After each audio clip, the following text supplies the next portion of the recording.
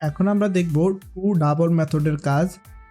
toDouble মেথডের কাজটা হলো যে কোনো ইন্টিজার টাইপের নাম্বারটারে আমরা কনভার্ট করে ডাবলে নিয়ে যাব। এটা সবসময় ইন্টিজার ডাটা টাইপের ক্ষেত্রে প্রযোজ্য। প্র্যাকটিক্যালি যদি দেখাই আপনার তাহলে ভালোভাবে বুঝতে পারবেন। দেখতে পাচ্ছেন এখানে আমি একটা ডাটা টাইপ ডিক্লেয়ার করেছি, integer x is equal to 10। আমার এটা কিন্তু ইন্টিজার টাইপের ডাটা টাইপ, আপনারা জানে। আমি যদি আবার চেক করি x ইজ ইন্টিজার, সাপোজ আমি একটা কন্ডিশন দিয়ে দিচ্ছি এখানে x ইন্টিজার যদি ট্রু আসে তাহলে এটা ইন্টিজার টাইপের ডাটা টাইপ। আমি চেক করে নিয়েছি আমার ভ্যালুটা। এখন আসেন আমি এটাকে কনভার্ট করে নেব, সেজন্য আমি ডাবল টাইপের একটা ভেরিয়েবল নিয়ে নিচ্ছি। Double y is equal to x.toDouble মেথডটাকে আমরা কল করব। আমাদের কনভার্ট করা হয়ে গেছে। এখন যদি আমরা চেক করি y কি ইন্টিজার, ফলস এসেছে, কারণ y এর ভ্যালুর মধ্যে আমরা x এর ভ্যালুটাকে কনভার্ট করে নিয়েছি।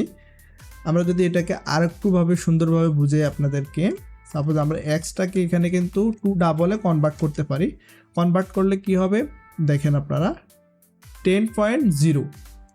এর আগে যদি আমি প্রিন্ট করি ইন্টিজার টাইপের ভ্যালুটাকে, প্রিন্ট x, দেখেন প্রথমে কি এসেছে, ইন্টিজারটা যখন প্রিন্ট করছি শুধু 10 এসেছে। যখন আমি এটাকে কনভার্ট করেছি x.toDouble দিয়েছি 10.0 এসেছে, কারণ আমি এটাকে কনভার্ট করে নিয়েছি। toDouble মেথডের কাজ হলো ইন্টিজার টাইপের ডাটা টাইপকে কনভার্ট করে ডাবলে রূপান্তর করা। ক্লিয়ার? এখন আমি আপনাদেরকে toInt মেথডের সাথে পরিচয় করিয়ে দেব।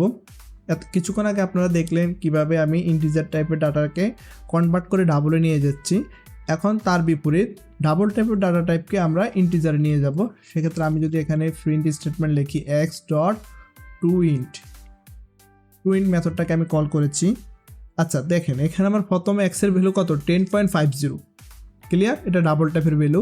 যখন এটাকে আমি ইন্টিজারে কনভার্ট করব, আমরা জানি যে ইন্টিজারে কখনো দশমিকযুক্ত সংখ্যা হয় না, কারণ দশমিকযুক্ত সংখ্যা একমাত্র ডাবল টাইপের ডাটা টাইপে হয়। যদি আমরা প্রোগ্রামটাকে রান করি দেখতে পাচ্ছেন আমাদের 0.50 কিন্তু চলে গেছে, কারণ আমরা এটাকে ইন্টিজারে কনভার্ট করে নিয়েছি। এর আগে যদি ডাবলের ভ্যালুটা আমরা দেখতে চাই, যদি প্রোগ্রামটা আমরা রান করি, প্রথমে দেখেন 10.50 দেখাচ্ছে আমাদের ডাবল ভেরিয়েবলের মানটা।